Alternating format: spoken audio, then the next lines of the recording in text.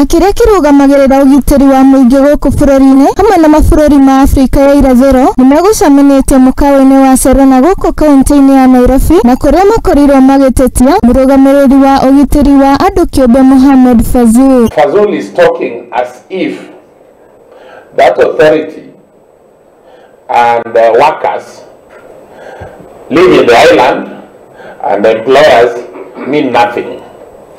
Who will PSRA regulate if you drop employers out of business?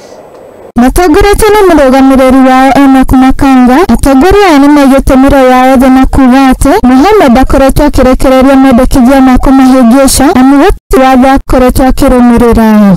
We are content that a few players have come up with some rules, and they are saying that the guards should be able to allow to search.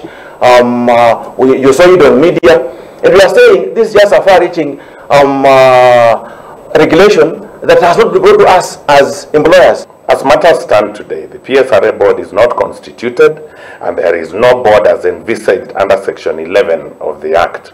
Kĩrĩa kĩnene kũrĩ kĩama gĩkĩ nĩ kũrũnĩ mĩeke ya mawĩra makĩria ma 700,000 wena mendekithia ma Mohamed mahĩtũkio. If implemented, we are going to lose 700,000 jobs.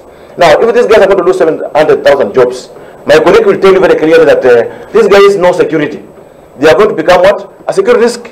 And who would these workers, 2.5 million of them today, who would employ them if you drove us out of the market? Kũringana na Peter Mwangi nĩaugĩte atĩ kĩama gĩkĩ kĩrarũmĩrĩra watho kũringana na katiba ya bũrũri no ti kũhũrana marahũrana na thirikari ya Kenya. Before you run a security company in the Republic of Kenya, you have to go through a very, very serious investigation by intelligence and all the security arms in the Republic of Kenya.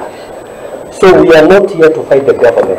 We are here to fight for our lives. Kĩama gĩkĩ nĩ gĩkĩte ihoya kũrĩ thirikari nene gũkorwo makĩrugũria mĩtaratara mĩerũ na watho hamwe na mĩcara makĩria kũrĩ aruti ao a wĩra nĩguo gũtigĩrĩra ũgitĩri wa mũingĩ nĩ wagacĩrithio na gĩkĩro kĩnene. We are asking the government, my friend, we've got very serious Kenyans with serious papers that can manage security of control that authority. With serious Kenyans with good serious papers that can manage this thing effectively and everybody is happy.